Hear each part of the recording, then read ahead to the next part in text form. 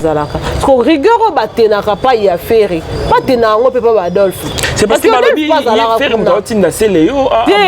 C'est na lobby hein. Tant où c'est le gars qui ndara na faire ma base qu'on a atinda ke wera. Ah mais c'est tout une question. C'est une question. Mais ouais, parce que faire c'est le onenga zana, il suffit qu'à là yo sera la mukelo kende na yo. OK. Et pour c'est le pesa pe mbali boto te c'est le pas bungela pe faire même pas ka ba temps uto le kaloba ki ngabi ngai mutu nyoso tout communicateur nyoso tout oya alobela artiste songolo sora simbinga nga no simba artiste na ye. Alors ba mi o musique ndingwa simbinga no simba faire. O guva simbinga no simba faire pour preuve. To utoro lexa batomo a musique ndingwa mankara c'est le yo. Mais si là banda ko s'attaquer na faire. Ce que tolo ba wera mutatinda ki ye. Non.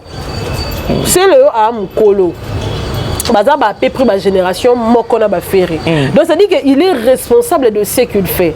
Tout le monde sait le abimia sali be mission lobby mamba lobby. Muta ko féliciter tata mobi. Parce qu'on deni bo loba ke za ferré.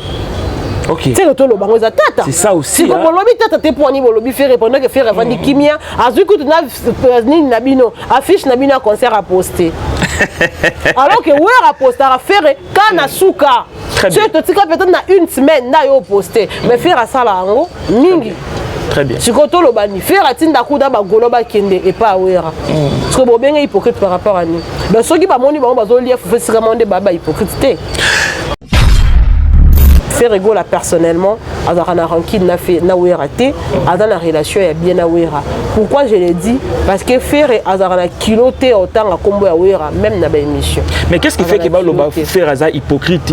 Il doit reconnaître azala faire grâce ya wera. Wera peut doit reconnaître comment wera grâce à faire. C'est vrai. Azala na ye wera na ye na ba époque na banga ba wenge mais loko fula wera maka ceux qui peut-être que basala wenge musique à maison mère té. Faire wera peut-être lelo aza papa mo ya Canada histoire etikala kaki ya betaka na wenge mais lelo wera tam so afanda na Canada azela tam so ke na kayu to tam so na minute à cause à peine en retraite azoli ambon en retraite parce que ça l'aime ça mais parce que azoki quand même motivation à batu et appui à faire epé zalaki parce que faire à lobabi bango barande ko sala effort ya kolongola na mutu ya Werenson batu yo ba se séparer kana bango c'est-à-dire que faire aussi a apporté beaucoup dans la vie de Wera. Autant faire doit reconnaître que Werenson lui a donné de la lumière, autant Wera doit aussi reconnaître que c'est grâce à mes petits nés comme Wera on a zalelo. Là on est d'accord. Alors Elenga ozala Gaulois, to Gaulois c'est ça parce que vous supportez mission o ayebi musala bien. Bien wana ndezenga ozala yango parce que moni ceux qui osent soutenir mutu o azane loko o yor loba jamais le kuta. Tu ne diras que la vérité sur ce que la personne fait. Mais ceux qui mutu bozo ko sala bozo ko kumi ça to bozo supporter azana ba incapacité moro boye. Au moment que vous serez obligé ya robanda ko sa ba marampo non pas ko la mafuta mais en réalité azana ekubuka. Alors kozala Gaulois et parce que bozo le bel artiste a un talent et puis tant la salle à makambo après sarabino musala ya ko falsifier té donc bino bozo ra musala ya ko rendre public oyo musa artiste na bino azo sala donc elenga ozala Gaulois yango wana Arcel kitoko parce que même kozala pe Gaulois il faut kozala mayele. L'autre fois j'étais en train de faire le débat na de komoko aza DJ abibiso na babar to betara fali mingi pourquoi parce que banze mo fallait à facile trop. Mais faire aza tellement la thématique à ma casse au point que pour yo ka faire bien il faut à muto raisonnant mingi. Il faut à muto za mayele mais sur za mayele était est difficile de comprendre banze ya faire. Il y a une raison pour laquelle ba te belé baza so ba va na bar alors yo ka banze mbo ya fali croyant peut-être qu'il y a mieux que faire mais en réalité fali ne chante pas mieux que faire. Azalargiste né na babilo ko ya okoti okomi. Mais faire beta musique mobo et kuba ozo zongela rango no yebisoka elo moko bagolo lelo bazalaka et amsusu ba ki concert à faire et on déclarer nzembo tom suis à qui est derrière toi on déclarer nzembo sans interdit pourquoi ba déclarer parce que ça ba biloko e beta bien ça ba show d'or mais c'est dans la nzembo oyo ezalaka nango ka ba nzembo ya ebelebela te bana ba olia ba déclarer ngote alors c'est-à-dire que quand on beta musique on beta pona lelo mais il faut la paix lobby lobby PS que batu ba rozana temps ya ko copier yo le loko imiko au moins so que même pas bana na biso ba wesh kuna na poto ba beta musique na mama bazui ko imiko pourquoi parce que eze loko etikala et binisa donc beta musique succès et accompagnaka talent ya mutu mais succès za éphémère mais notre succès ko kende c'est-à-dire que to communautaire ya stabilité il faut ce que bat ba anda royoka yo so beti musique à succès après au talent na kati et za malheureux pour nous poser na ba chef d'œuvre té alors mon résultat parce que Gaulois a moto il y a relever ba défi c'est-à-dire que Gaulois a kotika bien kota été donc Gaulois penza pona faire parce que to yebi bisiko to banda ki poto koma auto zalelo to kotika ranzela te que to perdre to kotisa banguna po ba jelo ko ya roloba alors pour ne pas couper sa banguna et loko ya roloba en tout cas Gaulois a motivé au somba bien en tout cas place wana la no pongi à faire. Merci beaucoup Naomi. Voilà, vous êtes sur Naomi Eyaba officiel. Mesdames et messieurs, merci de renouveler votre confiance. Votre émission est toujours présentée par les vôtres, Arcel Kitoko, l'image de la presse. Nous sommes à Kinshasa, la capitale. C'est vrai qu'aujourd'hui, j'ai le réel plaisir pour moi de recevoir une personne qui est parmi ou qui s'inscrit de la liste des gens. Comme aujourd'hui, on ne peut pas l'oublier facilement. Elle s'appelle Naomi Eyaba, une Gauloise. On en parle tout à l'heure, l'actualité de l'artiste Ferregola. Comme vous le savez, l'artiste est absent au pays. Azabongo na Guinée, na invitation à Obiangema. On en parle tout à l'heure avec mon invité. Retenez aussi l'album Code 16. Oh, Azabongo fait rappeler ses chances na bapoule nae toko solango tout à l'heure. Polémique ya Wenge, on en parle aussi na Katia émission Oyo. Alors, mon invité est déjà là. Naomi Eyaba. Arcel Kitoko. Mbote nao. Mbote, ravi de te revoir hein, voilà. Après beaucoup de temps. Bané. Bané. En tout cas, nous avons salué Sosungolu, tout mon ami et c'est un réel plaisir pour nous de partager dans le plateau. Moi, je me dis que tant on est dans nos plateaux, je me sens vraiment à l'aise parce que merci. Et ça a quelque chose, ça a vraiment réfléchi et ça laisse aussi ton invité à réfléchir. En tout cas, Nabi que tu es sur la mambo. Au manqué de ce temps et belé, tu es comme fier. Non, fierté da juste cas contre-temps, moni ngana zalaka YouTube T. Très bien. Et tout ça peut battre tout ça la mamsoussou tantôt dans la radio, tantôt il faut peut-être que nous livrer produit mo pas mutu kingani et occuper peut-être ma famille et mon penda parce que naza moi si hein. Et belé ba kanisa tom sou que to vendre awa tout ça là ilo msoussou T car à YouTube il tout le monde a battu ba commentaire dans commentaire bo kendo luka baba la bino et tout comme si et vi na biso mo bato ça alors que en dehors même il y a des musiciens la bisopé en dehors la musique na bango baza pe na vie privée na bango baza pe na ba salaka de même pe na biso à part peut-être ba émission YouTube tout ça pe na ba cop sous tout salaka ou peut-être permettra tant sous koko on a besoin na lelo la biso qui était lelo na ozala te tout ça la ngolobi ezaka ndenge ezalaka mais comme fier en tout cas yangote parce que pour na koma on a lelo eza peut-être ba apport na binope bande comme sous pe ba pesa nga peut sous confiance ou en considération alors pourquoi comment faire très bien alors na début à émission na présenté état une Gauloise alors to linga to yeba elengi ya kozala Gaulois ou Gauloise ezarani elengi ozala Gaulois to Gauloise ezaka parce que bo supporter mission o ayebi musala bien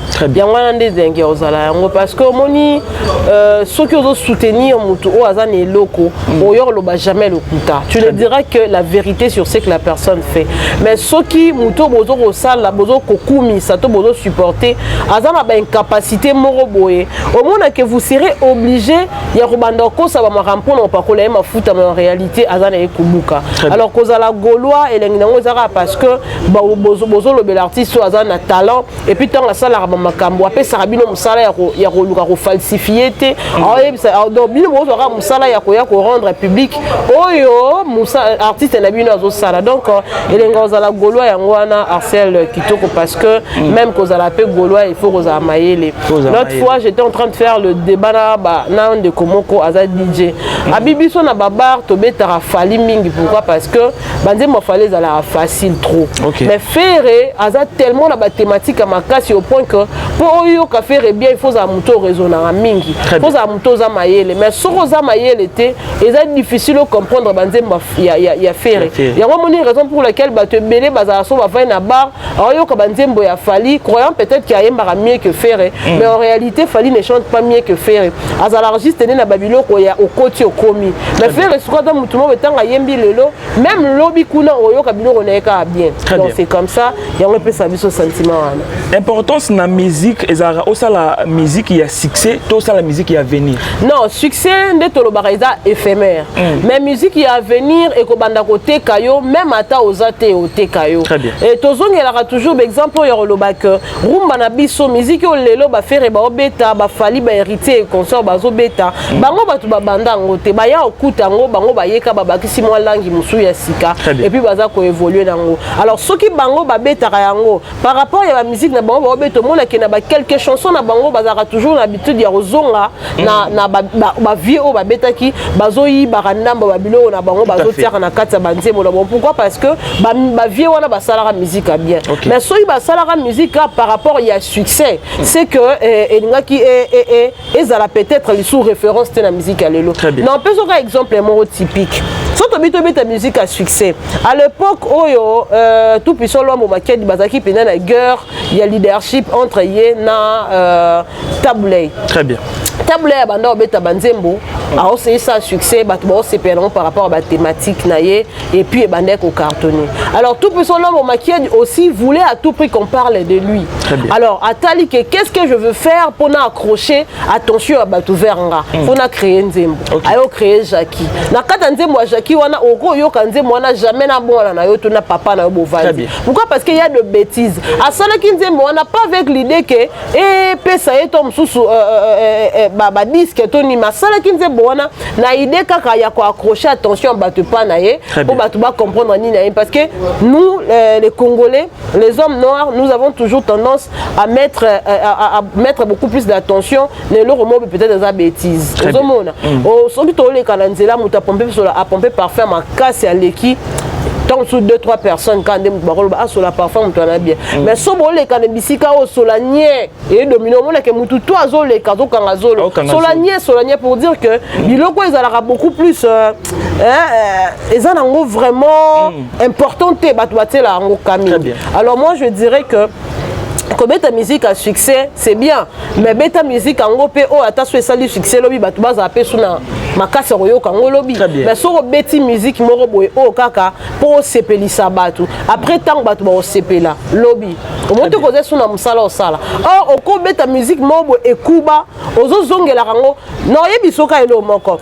bagolo lelo bazalaka et msusu ba ki concert à faire on déclarer nzembo to msusu ya qui est derrière toi on déclarer nzembo à sens interdit pourquoi ba déclarer parce que ça ba biloko ebetari bien ils ba chef d'œuvre mais c'est dans ba nzembo oyo ezalaka nango ka ba nzembo ya ebelebela te bana ba olia ba déclarer ngote alors c'est-à-dire que tant on beta musique on beta pona lelo mais il faut tala pe lobby PS que batu ba rozana temps ya ko copier yo lelo ko imiko au moins so que même pas bana na biso ba wesh kuna na poto ba beta musique na ba bazui ko imiko pourquoi parce que ze loko etikala et binisa donc on beta musique succès et accompagnaka talent ya mutu mais succès est éphémère maintenant ton succès ko kende c'est-à-dire que ton communautaire ya stabilité il faut ce que batu ba ndaroyo kayo so beti musique à succès après au talent na kati et ça malheureux pour nous poser na ba chef d'œuvre te alors ozongisi biso na sima lelo oyo ba papa wemba bazate ba kin kester bazate musicalement pourquoi il faut te compter na faire rigola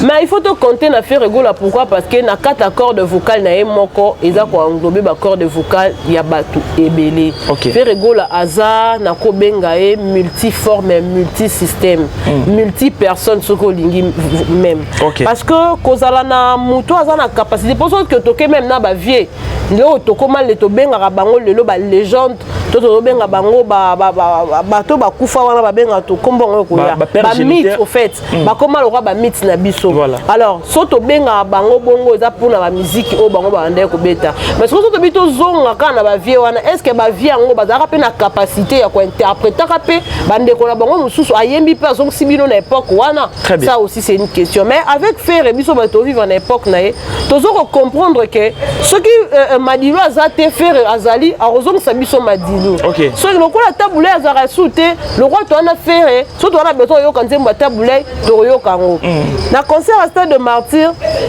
nzembo wana ebetama nango banda otsana bawanda pe koyemba na mais ezaki na peu de personnes banda otsango Très bien. la fotelinga tike ambala kata na kende kopema po atikala kosangana na ba mosusu nzembo wana banda oyokana mais après le concert ya Stade de Martyr affaire na koma koyoka yango ozomona na bala mikie ba oyemba ozoyoka ozobetama na ba pour dire que Frère a essayé d'immortaliser mutu moko bo ayembaka akufa kenda atika chef d'œuvre. Donc ndenge moko na olobake ce qu'il faut tia espoir pas à faire parce que en faire lui-même il regorge les talents de plusieurs musiciens. Très bien. Il regorge na quatre cordes vocales nae ba voix il y a plusieurs artistes et musiciens. Oko là la bokangi misu na eza na ba ancienne vidéo au Zakari a peut ça faire exercice ya yembisaye ba artiste par artiste yemba kingani yemba nani yemba na ya le roi de la star so bovanze bise loba mobuto lobi loba peut-être Kabila loba Kabila ezali talent au mutu nzamba pesa dans le rôle d'or au nzamba pesa. Alors s'il faut compter na faire Regola aujourd'hui parce que azaka na capacité mo azo regorger o eza donné na tout le monde. Alors le 6 septembre faire Regola à Ozalana centre culturel. Ouais. Comme les mots obligent Mobondo. Est-ce que Mobondo sera au rendez-vous parce que Batouba comme si promotion et salami vraiment na page artiste l'artiste n'est pas motivé pour la date il y a les 6. Non, l'artiste n'est pas motivé sauf que quand on publie l'affiche ils allaient juste pour la kisana batu peut-être que artiste n'a bien ko bêta. Mais ce qu'on pour na ba fanatique et artiste ils allaient important bazwa confirmation et pas y artiste. Okay. Je pense que le festival Eshima et comme il bandé d'accord lobamela même nako lobana fait en juillet début août.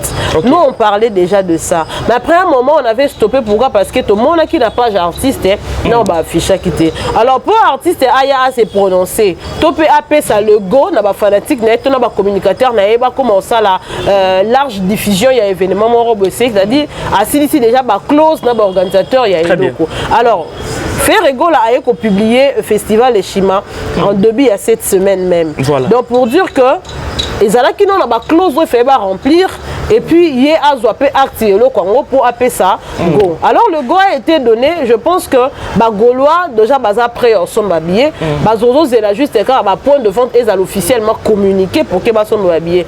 $10 ezali na ngombongo moko ya ebele mais ils appellent mingi. Faire Regola bêta qui concerne à niveau il y a aqua space au son habillé ba $10. Très bien. Au son habillé ba $10 pour dire que na centre culturel ezana ngoté espace moko soki ya ba 10 000 ba 20 000 so bani non. Espace on a assez au bango bazui festival et cause à salle wana ya 800 personnes. Et 800 personnes pour na ba Gaulois surtout na Kinshasa, les ali penza nombre moko minime et moi je crains même que débordement et salama. En tout cas, soyez à l'aise parce que Mobondo aux au rendez-vous.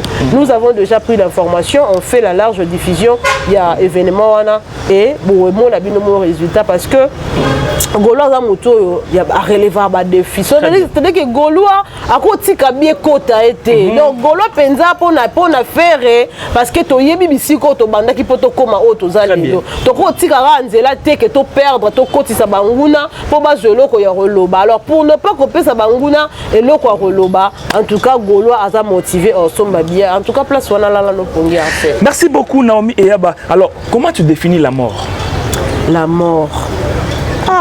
En tout cas, c'est un phénomène compliqué. Hein. Okay. Bon, c'est vrai que c'est un passage obligé, mais deux fois la mort, n'a évité son à définir en dénine. Et là, on a eu quelqu'un passionné à Moutoubousso à Koufi, alors qu'il avait de projets à réaliser. Et puis, Katana Katikati. Et là, banda comme sous le lot, mon angoza inachevé. Mais tout n'est banda ko banda banda otonga on déni si la até. Et si la até parce que mon ko na wa Koufa. Parce que banda ko na ba ko kala bon pour aussi ça té idée de combattre comme namta zo par na. Et la mort Eza et le remoro boye, personne ne va l'accepter, mais parce que c'est la volonté de Dieu, on l'accepte seulement comme ça. Pour nous définir l'Iwa, c'est vraiment difficile. Il y a vraiment pas difficile. Non, na banga liwa te. Na banga liwa te parce que oko banga liwa, mais on a bisiko bata mangote. Ça peut te prendre partout au Kozala à n'importe quel moment. Papa wemba kufa na scène, est-ce que ebi? Est-ce qu'il y a quelqu'un qui kanisa kendenga ke yo na kufa? Donc c'est à dire qu'il faut dozalaka après. Oh, c'est important, ils bon ça retambola na yo zala bien à bateau parce que mon sert l'homme le jour de mon départ, qu'est-ce que les hommes diront de moi? Quelles sont les traces aura laissées sur la terre? Pour dire que tant aux ans mabélé, parce qu'on a dit que la mort c'est un passage obligé et ça peut te prendre à n'importe quel moment. On a la mona batum susu à la laïkaka er à la mouki abimi la porte n'est koye kamara et kami bena nenga koya kufi. Très bien. Donc c'est-à-dire que ça peut te prendre à n'importe quel moment. Au gros qui n'est pas là likola mbetoupé au lamu qui peut te lobby pour kufi. Très bien. Alors où est important c'est juste yakozala après yako tika ba trace à malamu na mokili pour que lobby a tokei batuba comme à regretter ah Naomi et loko na même dans ça ah Naomi za moi malam de na vandi boy so na bengi ka Naomi na boy na situation mo difficile au monde na minute à décanter ah Naomi donc c'est ça mais ko banga liwa en tout cas mon ko banga liwa te pose un bisiko bata mango. Alors à regarder Ferregola lelo ceux qui Ferregola azate atiki biso héritage nini Ferregola ko tikela ba mélomane ya la bonne musique ezaka barumba kitoko ya beta barumba kitoko ya beto moni Ferregola la émission il y a 15 ans passé, il était en train de dire Abi et le qu'on a regretté na maison mère totika barumba te. OK. Et totika barumba malonga te na maison mère et le qu'on a regretté. Yango moni ke lelo ye asala ko fort ata ko kota na ya ke na ba rythme mususu ya barumba trap akei na opéra mais asala ka effort barumba et les kaibele. Pourquoi? Parce que yebi que la musique ya mboka na biso la vraie définition de la musique de la RDC c'est la rumba. Alors tant on beta musique na il faut veiller en sorte que la rumba est dominée plus. Alors ce qui le faire à zate héritage à mener na otiki la ba mélomane les akara musique kitoko ya musique la biso papa we batiki la biso ni atika village mo loka ina biso tout okenda kuna te to sangana ya musuna ba fête moloka papa we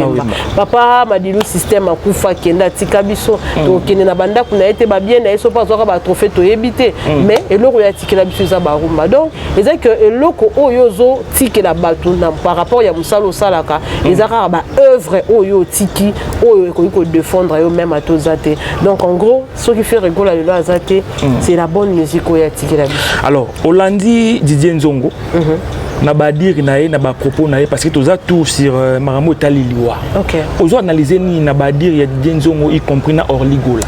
Bon au fait déjà ce qui est vrai biso tout oyebi les climats qui règnent entre Ferré et Orligola après le décès de Guigo là. Très bien. Alors, selon Bateau, Vanda na ba Ferré, parce que Biso Toyo ba Ferré déjà star. Hein. Mais les gens qui ont eu le temps de vivre avec Ferré Gola, bon, on peut savoir nos témoignages que Orligo là n'a jamais aimé Ferré Gola dans sa vie. Il était la seule personne où abandonner pour combattre Ferré. Même à temps on fait abandonner pour bundana la musique nae, soit là c'est l'ambaya nae abandonner pour boto là. Et dans ma famille na Biso Toyo na Bateau. Bon, chez nous c'est une tante. Dans la tante na biso morobo et non tant à combo na été et le loku tu bato comment déjà ko suspecter nandoki et lelo a comment mutumo le roi peuple mis à part. Elle est là, son homme, ses enfants et tout. Et nous de fond on se demande on color kufa ba ne botika na vini parce que déjà na biso tous à la ensemble été tant na biso wana zaki muto alingara ya zo bato balelele. Tant na biso wana po na yeba na ne faut ba bonga na biso to bonga sima. Alors que biso to ba yaya ba na e. Vous comprenez? Donc à chaque famille batalo lenge wana bazanga te. Et eza siko kitoko mingi te. Omoni na biso ba yanzi to lobara mwana mama zo bota yo pe bota. Et là kisini ta muninga zo luka ko bundana na vie yo pe bundana po lobi okoma ndokite ya vie ya muninga. Po lobi ekoma te keno akoma otambo en étoile na biso te muta tambola en étoile à mutate. Nzambe tanga sali muta sali mutina mutuna étoile na raison pour laquelle ozomona ke basala biso tu bilonga kokana te. Batu bakoza mapasa bazana ba ressemblance à makasi mais bazaka na ba point de divergence. Pour dire que mutuna mutunzamba sala na ndenge na tango mutaza ko sala yo pe sala. Alors soto bito zonga na histoire wana batu banda ko lobaka ke Orligola abanda olinga Ferré Gola te et tout mais Ferré n'a pas vu ça parce que azaki mutoyo ba ponaki lokola Moïse a famille abimisa dibota na Israël. Très bien. So la dit ba histoire à Ferré tozongi la ngote comment est-ce que abanda ko tambola na souci parce que ebe kenda kuna bango banda otanga mai sombule ebe ta maman bango ndo c'est Hervé Tsani Tsani Zongsa. Et le premier voyage qu'il a effectué dans sa vie l'idée zaki ke asala de sorte à sa maman na kata via Calvaire. Il a fait la valise, il a envoyé des histoires avant même ses collègues musiciens. Parce qu'il a d'autres mois associé à famille. Et malgré tout ce qu'il faisait, Yaya nae Orly ayeba qui déjà fait Rosana nyanga banda au combattre. Et le loko la batuba yebi climat o renera entre Ferena Orly Gola ata Orly Gola lobité mutubuso ako loba n'importe quoi. Alors pour ce qui est de Didier Nzongo, aza ko utiliser combo ya Orly Gola kaka parce que ayebi que Orly Gola na fait rigola climat za la bien. Très bien. Alors moi je pense que batuloko la ba Didier Nzongo ce qui réellement que Orly aza na problème te to aloba makambo te pa Didier Nzongo, il est temps ya ko réprimander Didier Nzongo atika mambo loba parce que le kotoko monango toko banaliser une fois. Très bien. Deuxième fois, mais c'est comme troisième fois, quatrième fois, il faut faire très attention parce que babiloko ya loba faire yé montant à somba babilo nae alaksango batute même rôle soit à sombi wana. Ce qui est ba fan te bandomboli noté to ngepé to yé baté que faire à somba en tout cas. Faire rigola aime présenter aux gens aux ezali musique ba œuvre ya tela rabino mais pour ce qui est du matériel tala même basina moi sinaye bana naye faire rigola lingako très bien bangote pourquoi parce qu'il yebi ko dissocier sa vie privée et sa vie professionnelle alors makambo Didier Nzongo azoloba en tout cas il est vraiment temps ya ko luka ko benda mwana mobali wana matoi atika biloko oloba parce que ce n'est pas bien faire rigola à la famille ya papa à la famille à maman. Nous connaissons tous les bantous, comment est-ce que nous fonctionnons. Bateau barata vie, bakoma kota makantina bangonyo surtout sur biso. Hier j'ai regardé un film, moi la mobile moko, yana bango zena mbongo. Alors à chaque fois ils venaient demander l'argent à leurs frères les donnaient mais yana bango na tourne bango baozo rambongo, ba kendo la rana bachel comme la masanga. So esili baye pas frère. Alors le frère a dit que je peux pas commencer à gaspiller de l'argent à tout moment pour n'empêcher sabino bo sala ba makambo o ezomona na tena misu. Ça c'est la dernière fois on a payé Sabino. Il a donné une somme de 5 millions de naira à ses frères. Et ma frère n'a pas payé ma mère masanga. Moninga mso a bombi 1800. Oh mususu wana tika ikana 500. A comme ce qu'on regarde que le grand frère a refusé et a comme ce qu'on a idée il a remonté coup comment est-ce qu'il a connu que bon ma grand frère il est allé il a tripoté il a fait des histoires dans sa voiture jusqu'à conduire son frère à connaître l'accident. Cet accident qui a conduit le frère na hôpital na coma il y a un jour rebelle et na sima monde comme la kenda ko luka mikanda ya ndeko na epoate kalopangu pour dire que bateau yo barata vie biso bateau tom sous tozo bunda pour no luka to gagner et tout to comme on dit ba cauchemar na bango ce qui peut citer est comme problème. Alors pour ce qui est de Didier Nzongo je pense qu'il est vraiment temps ba mekano ko bende matoy atika komba. Mais la conviction na yo vous êtes d'accord que il y a joué un grand rôle pour na faire ba Koffi Olomide c'est faux Didier Nzongo il y a le biku Didier Nzongo alobi yetin alobi Orly Gola Orly Gola joue un rôle ndeni parce que faire abando beta na rumba de jeunes parce que hier Orly Gola aloba que faire atambola na voix na quand on faire anga tambola na voix na est que ya za na voix na talent c'est que ba rumba de jeunes wana yepe fara beta parce que nzembo ni nata o ya beta cartona batu ba bien to yebi nzembo na morote biso tout olanda histoire ndenge beta ma bisika wapi Koffi Olomide mona faire excusez bisika wapi wera ba mona faire eza histoire bombate parce que ce que zaki que yé muta faciliter qui rencontre ya Koffi Olomide na faire et rencontre ya faire na wera son c'est que na histoire ne banda beta matonga to yeba yango faire auto beta histoire ya parcours à vie na mobimba awa récemment awa na émission ya Top Corona allait et na plutôt na Thierry Kambundi c'est que ce que zalaki yango il allait mentionner parce que na émission parcours a beta ki kuna makambo to yeba te très bien beta ki yango siko pona ka koloba ke grand frère nanga muta facilitant c'est là au boy on boani mais zo randimi ba wera andimi ba jibe bon grand frère ne dit ça mais ça arrive des fois on se poser des questions mutema mabe ya Orly Gola à la personne de faire rigoler za dire yani yango na expliquer awa ezana batunsu nzamba sala bango bongo OK ezana batunsu nzamba sala bango bongo so yemo kotonga comprendre que makamna eza malam mingi te o liazo conscience aluka yeba comment est-ce qu'il peut faire parce que na bablo mususu tant on vandi otala ke oza animer l'esprit moko boye ya jalousie oza animer l'esprit moko boye ya cupidité oza animer l'esprit moko boye ya kolulaka et tout ya avarice et tout yo moko mutu mukolo nzoto il faut télémon lo baké non pas ça pour chez moi je veux ça nzambe sunganga mais so mutu comme à niveau te ya olongola o eza mabe kati na epotika Saint-Esprit vanda se ka sepelaka nango bongo. Alors esprit mabe ya oligola nga na yebisio ke na ba famille tout ozala nango lo ba peut-être na famille mutu abota miye moko boso ba bota mi deux et que moko okende liboso moko akoma kaza nga na mona ngo meme pe ba mapasa o mona ke bato ba mapasa mais évolution ya muninga moko li passa moko sepelate donc le monde fait comme ça. Alors moi je suis pas en train de les condamner et là juste pour interpeller que mutu na mutu ana vie na chacun son étoile. Alors lelo o faire rigola o azal lelo faire rigola eza fruit à travail to eza sacrifice parce que bato bazolo ba succès à faire rigola derrière yango eza un sacrifice ya makila. Non, les sacrifices eza les sacrifices à makila te. Nani Arcel omoni ngana ye na mondo ya media na kuti bato belé. Okay. Bazala pe di boso nanga bazala na ba chaîne pe ya ba YouTube ba banda pe na ko travailler pe ba kombo na bon peut-être pe ba baebi mais bazwa lumière ngana na monter là na salle chaîne à YouTube nanga année passée 2024 mais je mettais rien. Quand nous sommes arrivés au mois de janvier, c'est alors que je commençais à booster ma chaîne. Et aujourd'hui, on a 4000 abonnés. Je suis en train d'avancer la vitesse à fusée. Alors, Moutolo Banana, ça y est, sacrifice à Makila. Non. On a juste des gars qui sont déterminés. Et puis, dans le lobby, on a mis sacrifié pour la chaîne. Le lobby, on a Boukambouma. Et ça, question, il y a détermination. Premièrement. Deuxièmement, si on a qui peut ça, on a l'aura batunio surtout. Batu botala ngati.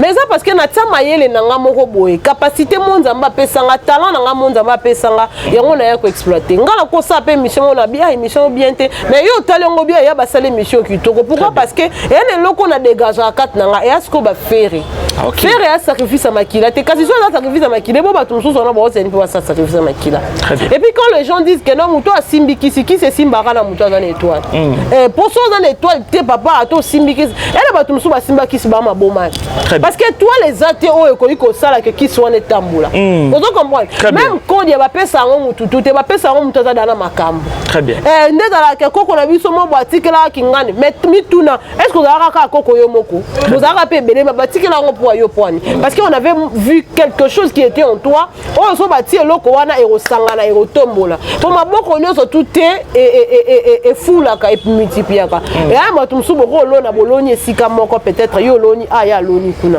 mais tomber que ma belle place yo lona qui est qui ma belle a bien ya fertilité ma belle na qui ma belle za stérile ko botate et boti pété tant bot bo lo baké succès à faire to biloko faire à vivre lelo et ça résultat nini moi je dirais ça résultat il y a sacrifice il y a bâton naie il y a sacrifice parce qu'il y a qui déterminé papa au moins une mission parcours à faire éco n'est place n'a qui comprendre faire égo la personne à Nîmes très bien nous on a vu faire éclairer à la télévision parce que ma fille qui est ban et l'autre côté ban la famille à pauvre ban la balia à ma télé et l'élo oyo azo vivre l'élo pourquoi parce qu'il y a qui déterminé avec un long là bas défi haut très bien avec un jour on va bien pas ma parole un jour on tambo na mutuka et là on est surtout epesanga passe na vie na otambo la liko na ngo et ça pouvoir oyaza na ngo et dali au moins il a vu toi on a 3 clés il y a destinée 3 clés à destinée tous na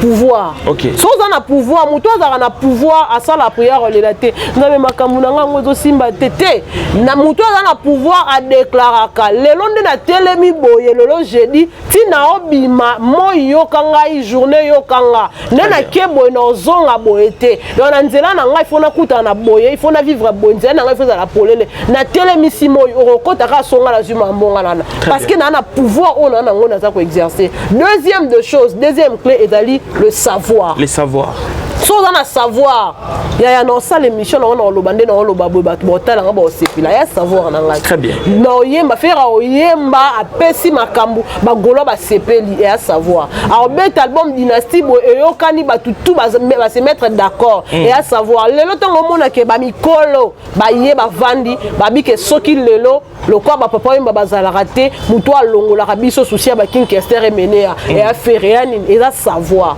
ça c'est la deuxième clé à destiner et troisième ils ont la voix et loko yo za nango yeba ko exploiter. Très bien. Vous comprenez? Si ko faire azan babilo ko na nyo surtout. Yango moni lelo aza oya zali. Très bien. Eza nango te parce que simba kikisi yango na lobara. Soki ezali bato bakanjaka kisi toi ça sacrifice à makila et que bo convoitaka et fait aussi la même chose comme ça on va voir le résultat. Et na bato musubi baza awa lelo bata musubi ameka oza leader et simba te a autant botom musubi ba porter monnaie magique et PC makamute mais quand on dirait que ezara kisi soki ezaki pena kisi ya solo mais biloko tout basala na seke ya simba autant musubi ba pe batu ba sauver makila mais siko soki eza yango pour la nuit simbela bango te simbela ferre eza aura mutana ngo voilà ya mutami yebina nyo yanza ami pesa ba défi la vie et puis le la relevant bon la mission parcours à faire yebisa bino bisiko atambola banda UPN si a commis kitambo makolo pour asala ka effort la partie à kitambo azwa ville pour azo ke concert alors que ba outé da concert ake makolo banda UPN si kitambo a commis na kitambo azwa transport là on longa ville aye lisusu kitambo makolo.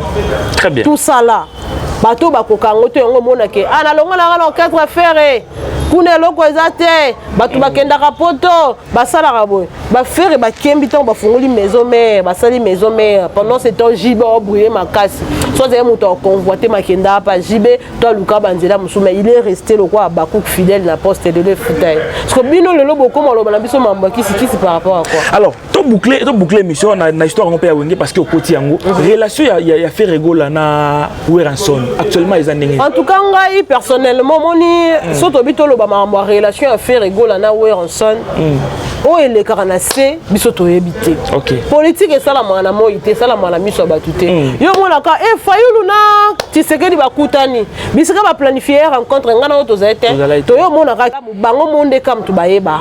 OK. Mais nga personnellement je dirais que Ferrego là tant a wuta ki prison lobaki a lobby et loko nga na regretta raison na kenda na ba vie na nga. Okay. Alors tant a bien kenda na ba vie na ma c'est que quelque part pas mon attend monsieur Michel moi salara les arawera et tout et puis to coli na prendre beaucoup après la prison ça dit que na na poso na barankin. Très bien. Et Ferrego là personnellement azara na rankin na fait na wera té dans la relation est bien na wera. Pourquoi je le dis parce que Ferre azara na kiloté autant à combo ya wera même na ba émission. Mais qu'est-ce qui fait que Baloba Ferre aza hypocrite il doit reconnaître azala Ferre grâce ya wera. Wera peut doit reconnaître comment wera grâce à Ferre. C'est vrai azala na ye wera na ye na ba époque na banga ba wenge mais loko fula wera maka soki peut-être que basala wenge musique à maison mère té Ferre wera peut-être lelo aza papa mo ya Canada histoire etikala kaka ya betaka na wenge mais lelo wera tam so vanda na Canada azela ratam so ke na kayu to tam so na minute à cause appel na retraite azoli ambon à retraite parce que salaire musala mais parce que azoki quand même motivation à batu et appui à faire repèse ala ki parce que faire alobi abi bango barande ko sala effort ya kolongola na mutu ya Weranson batu yo ba se séparer kana bango. C'est-à-dire que Ferre aussi a apporté beaucoup dans la vie de Wera. Okay. Autant Ferre doit reconnaître que Weranson lui a donné de la lumière, autant Wera doit aussi reconnaître que c'est grâce à mes petits nés comme Wera on a zalelo. Là on est d'accord. Alors Ferre est hypocrite par rapport à quoi? Ferre est hypocrite par rapport à nous. Tout le monde a fait rigoler dans ma tanga pesa Wera mbote. So hypocrite on so Wera Ferre qui nda kolia na nda kwa fait ya Wera ndenge héritier qui nda kolia. Très bien.